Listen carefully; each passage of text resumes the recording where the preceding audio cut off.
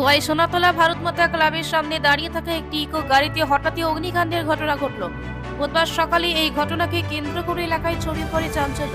প্রত্যক্ষদর্শীদের একজন জানান, দোকান খুলতে এসে প্রথমে তিনি গাড়ি থেকে ধোঁয়া উঠতে দেখেন। এরপর কাছাকাছি গিয়ে দেখতে পান ইকো গাড়িটিতে হঠাৎই আগুন ধরে গেছে।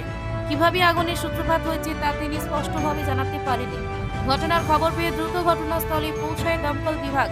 দমকল কর্মীরা আগুন নিয়ন্ত্রণে আনতে সক্ষম হলেও ততক্ষণে গাড়িটি সম্পূর্ণ ভস্মীভূত হয়ে যায়। সৌভাগ্যক্রমে এই ঘটনায় কোনো প্রাণহানির খবর নেই। হঠাৎ ঘটে যাওয়া এই অগ্নিকাণ্ডে স্থানীয় বাসিন্দাদের মধ্যে মুহূর্তেই চাঞ্চল্যের সৃষ্টি হয়। কিভাবে এই অগ্নিকাণ্ড তা নিয়ে প্রশ্ন উঠেছে।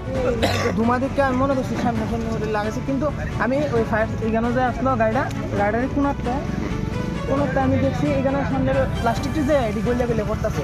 এখন সকালে দেখে গাড়ির মালিক দাদার বাড়িতে গেছি, দাদার বাড়িতে কয়ে আমি আইতে দিই, দাদারও আছে আমরাও আছে, এটি পুরো ধরে গেছে গাড়িটাতে।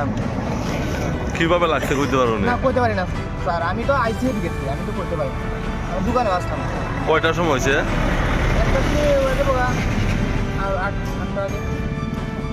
বলতে এখন তো 9:30 বাজে, ধরো 8:30। আমি তো জানি না কীভাবে লাগবে।